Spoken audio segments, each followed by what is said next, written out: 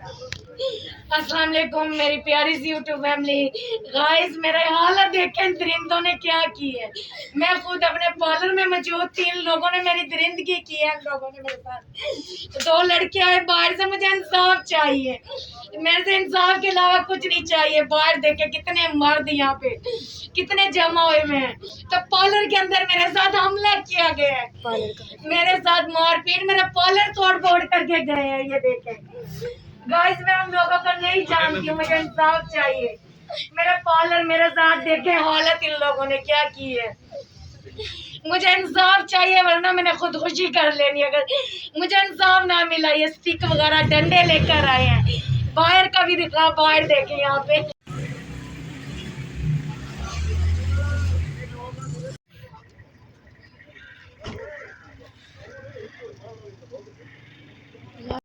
डालने की कोशिश कर। मुझे इंसाफ चाहिए। ये देखे मैं पुलिस की गाड़ी भी आ चुकी है, मैं इसमें जाने लगी।